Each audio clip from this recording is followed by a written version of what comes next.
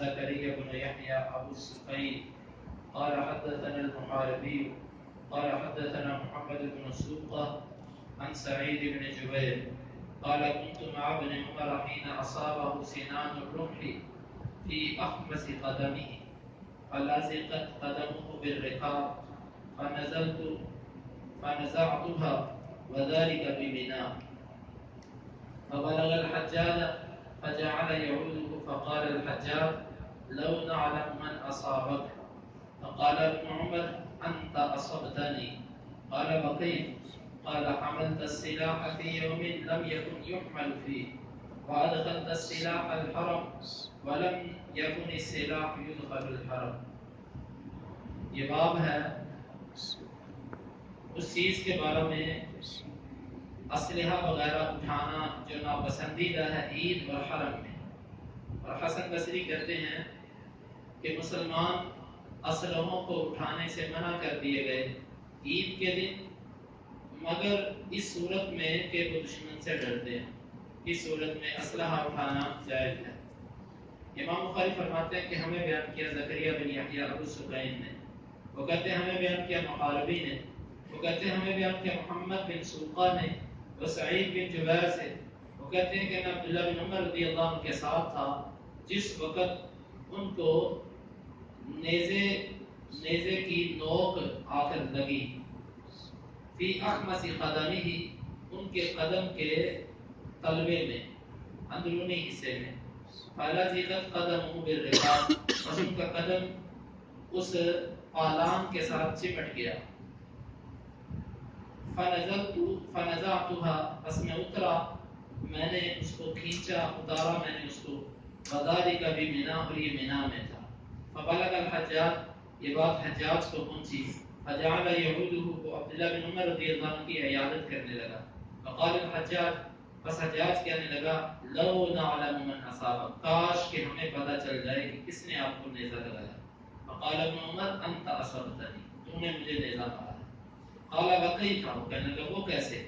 قال حملت السلاح في يوم لم يكن يحمل فيه، تو نے ایسے دن اسلحے اٹھائے ہیں جس دن اسلحے نہیں اٹھائے جاتے تھے. وادخلت السلاح الحرم، اور تو نے اسلحے کو حرم میں داخل کر دیا. ولم يكن السلاح يدخل الحرم، اور حرم میں نیزے اسلحے داخل نہیں کیے جاتے تھے. یہ حدیث ہے.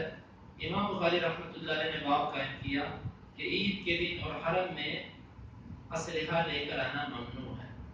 لیکن پیچھے ایک حدیث گزری ہے کہ عید کے دن نیزہ بازی اور ڈھال اور ان چیزوں کے ساتھ عید کے دن جو ہے وہ کھیل کرنا یہ جائز تھا. تو یہاں پر آیا کہ عید کے دن اسلحہ اٹھانا یہ ناپسندیدہ ہے، بلکہ عبداللہ بن عمر رضی اللہ عنہ کے الفاظ اس کی حرمت پر دلالت کرتے ہیں کہ ایسا ہوتا ہی نہیں تھا، معلوم ہوا کہ حرام تھا. تو اس کی تطبیق علماء نے یوں پیش کی ہے کہ اسلحے کو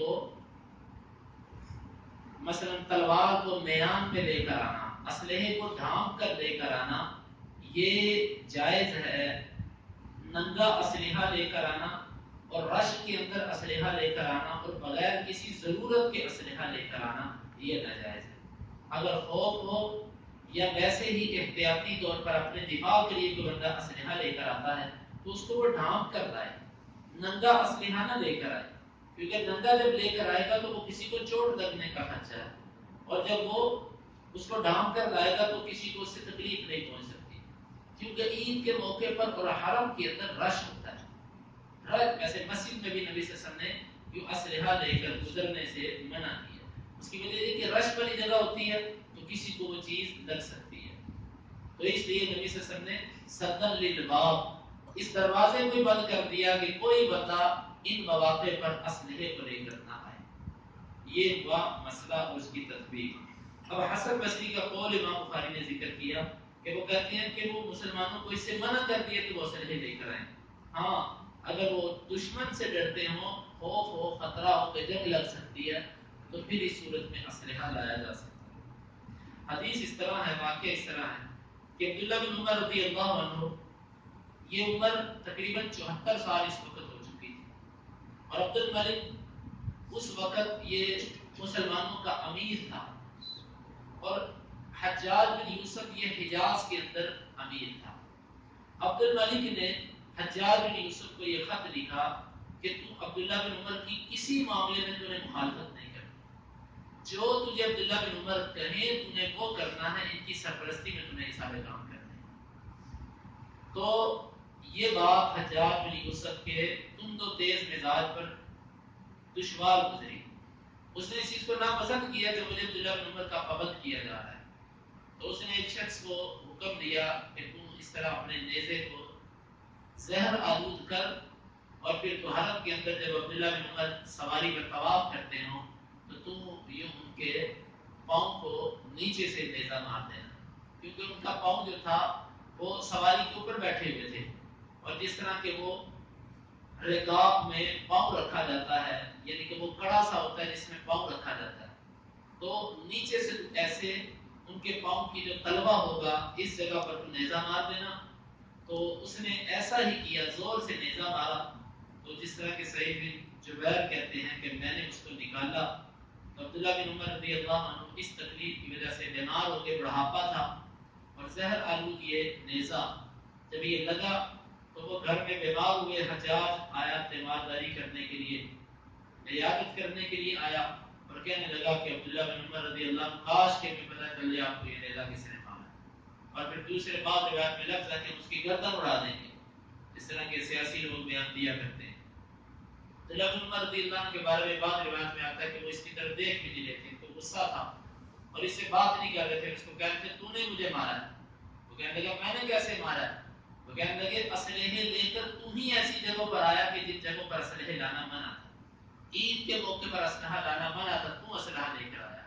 حرم کے اندر اسلحے کو لے کر آنا منع تھا، وہاں پر تو حرم کے اندر اسلحہ لے کر آیا. تو نے مجھے مارا ہے.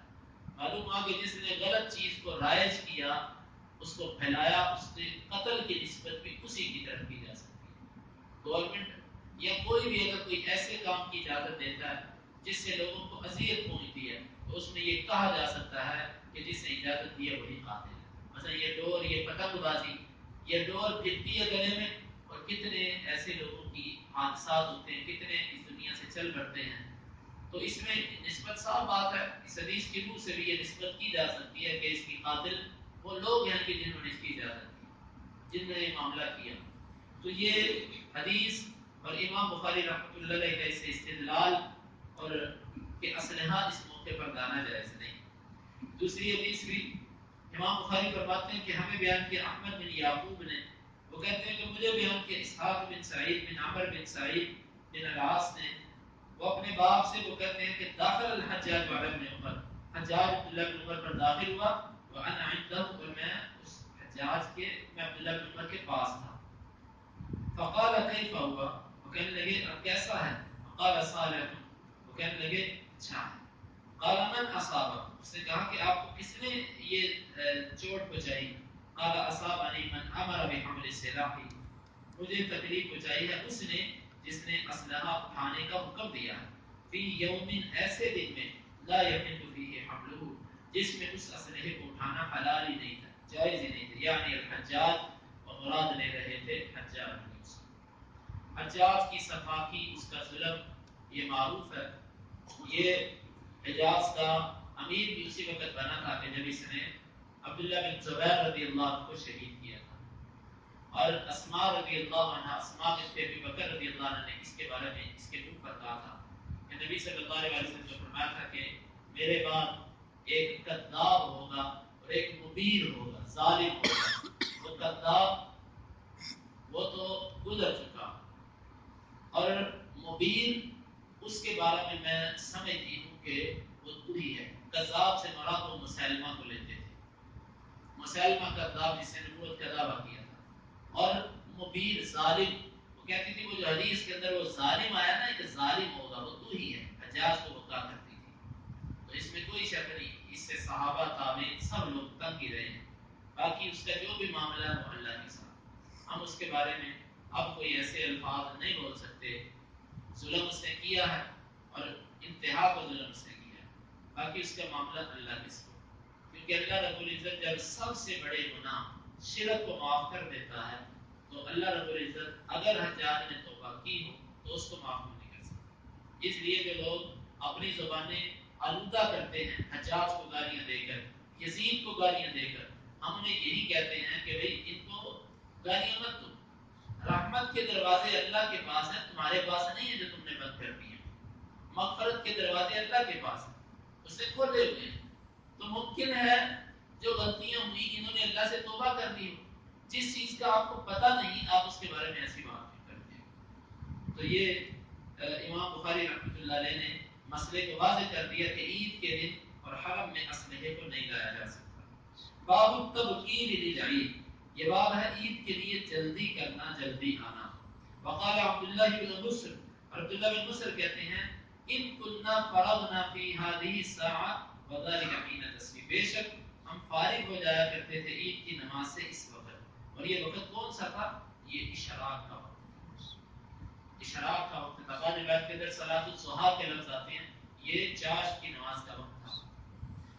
امام بخاری فرماتے ہیں کہ ہمیں بیان کیا سلیمان بن حرب نے، وہ کہتے ہیں کہ ہمیں بیان کیا شعبہ نے زبید سے، وہ شعبی سے، وہ برا سے، وہ کہتے ہیں کہ خطبنا نبی صلی اللہ علیہ وسلم یوم النحر، ہم کو خطبہ دیا نبی صلی اللہ علیہ وسلم نے قربانی کے دن، فقال ان اول ما نبدأ به في يومنا هذا، سب سے پہلا کام جو ہم اس دن کے اندر کریں گے ان نصلی، کہ ہم نماز پڑھیں، ثم نرجع فننحر، پھر ہم لوٹ جائیں بس ہم جانور ذبح کریں، فمن فعل ذلك فقد اصاب سنتنا، جس نے یہ کام کیا وہ ہمارے طریقے کو پہنچ گیا، ومن ذبح قبل ان يصلي، اور جس نے نماز پڑھنے سے پہلے ذبح کر دیا، فإنها لحم عجله لأهله، بے شک وہ گوشت ہے اس نے جلدی کیا ہے اپنے گھر والوں کے لیے، ليس من النسك في شيء، قربانی میں سے نہیں ہے۔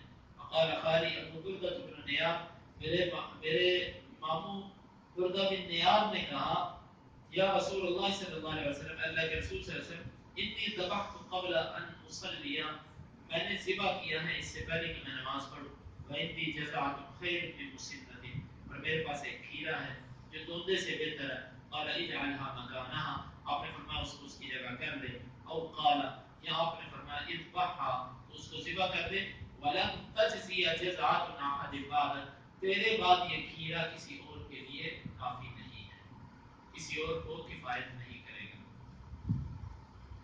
اس حدیث میں امام بخاری یہ بتلانا چاہتے ہیں کہ عید کی نماز جلدی ادا کی جائے گی۔ صحابی عبداللہ بن مسعود نے جب بعد میں حکمرانوں کے اندر تاخیر دیکھی تو ان کو کہا کہ جس وقت تم عید کی نماز کے لیے آتے ہو اس وقت ہم عید سے فارغ ہو چکے ہوتے تھے، عید کی نماز خطبہ ان چیزوں سے فارغ ہو چکے ہوتے تھے، اور عید کی نماز وہ اس وقت پڑھا کرتے تھے کہ جس وقت اشراق کی نماز پڑھی جاتی ہے وہ اس وقت عید کی نماز پڑھا کرتے تھے۔ آج بھی حرمین کے اندر ایسے ہی ہوتا ہے، مکہ مدینہ ادھر چلے جائیں، حج عمرہ کے لیے جو لوگ جاتے ہیں انہیں پتہ ہے کہ لوگ فجر کی نماز پڑھنے جاتے ہیں وہیں بیٹھے رہتے ہیں، اور جیسے ہی اشراق ہوتی ہے، اشراق سے یعنی کہ سورج جب نکلتا ہے، چاش کا جب وقت ہوتا ہے جس وقت اشراق کی نماز پڑھی جاتی ہے اس وقت وہ لوگ عید کی نماز پڑھی کرتے ہیں۔ یہی سنت طریقہ ہے، ہم نے خود لوگوں کو ڈھیل دے کر، اصل میں میں نے یہ دیکھا جس مسجد کے اندر مولوی ٹھیک ہے، جس کی مولوی کی نماز ٹھیک، اس کے نمازیوں کی نماز ٹھیک، جہاں مولوی ٹھیک ہے وہاں پر نمازی بھی ٹھیک ہے، اور جہاں پر مولوی میں بگاڑ ہے وہاں پر نمازیوں میں بھی بگاڑ آتا ہے، کیونکہ جب معاملہ اوپر خراب ہوتا ہے تو اس کا اثر نیچے تک جاتا ہے۔ یہ حقیقت ہے کہ ہم نے ہی لوگوں کو ڈھیل دی ہے کہ کہیں 8 بجے نماز ہو رہی ہے، کہیں 9 بجے ہو رہی ہے، کہیں 7 بجے ہو رہی ہے، اور اگر کسی کو کہہ دو تو وہ آگے سے آگ بگولا ہو جاتا ہے، گویا کہ اس کے دماغ میں یہ تصور ہی نہیں ہے کہ عید کی نماز کا وقت سنت ہے اس کو کیا جائے، باقی ساری سنتیں یاد رہتی ہیں کہ یہ نہیں کرنا یہ سنت کے خلاف ہے، یہ نہیں کرنا یہ سنت کے خلاف ہے، آیا کہ یہ ایک ہی سنت ایسی ہے کہ جس کی خلاف ورزی جائز ہے، وہ یہ ہے کہ عید کی نماز جتنے بجے دل کرے اتنے بجے پڑھو۔ عید کی نماز پڑھنی ہے، جی لوگ نہیں آتے، لوگ خود ہی آئیں گے، اصل ہمیں بھی مسئلہ ہوتا ہے چندے کا، جو معاملے ہیں وہ یہ ہیں کہ چندہ زیادہ جمع ہو، اور وہ تبھی ہوگا کہ جب ہم لوگوں کے انتظار میں دیکھیں کہ وہ کب آئیں گے، جتنے بجے وہ آئیں اتنے بجے ہم عید کی نماز پڑھیں تاکہ اس کے 100 روپے سے ہمارا چندہ زیادہ ہو جائے۔ یہ ہیں اصل معاملات، یہ ایک مسجد کا مسئلہ نہیں ہے، یہ ساری مسجدوں کے مسئلے ہیں۔ حقیقت میں سنت کے مطابق جب عمل ہو تو پھر لوگ ایک دفعہ 2 دفعہ خود کو خود آئیں گے، ان کو جب پتہ چل جائے گا کہ سنت کے مطابق نماز ہے، سنت کے مطابق چھوٹا سا خطبہ، گھنٹوں کا خطبہ نہیں ہے، چھوٹا سا خطبہ ہے، سنت کے مطابق خطبے کے بعد نماز ختم ہو جائے گی اور لوگ اپنے خود بخود وہ آئیں گے سنت پر عمل کرنے کے لیے۔ جب ہم یہ کہیں گے کہ لوگ فجر کی نماز پڑھ کے جائیں، اپنے خاندان والوں کو غسل کروائیں، یقین مانیں کہ 8 بجے ٹائم لکھا ہوتا ہے اور پھر بھی لوگ نہیں پہنچتے۔ بس یا تو پھر 10 بجے رکھو، 11 بجے رکھو، سب کا انتظار کرو، جو سوئے ہوئے ہیں پھانسی کو فاجر ان کو بھی لے کر چلو، اگر نہیں تو پھر سنت کے مطابق چلو، 1 دفعہ 2 دفعہ 3 دفعہ خود بخود ٹھیک ہو جائے۔ تو یہ سنت عمل ہے، ہمیں اس کو زندہ کرنا چاہیے۔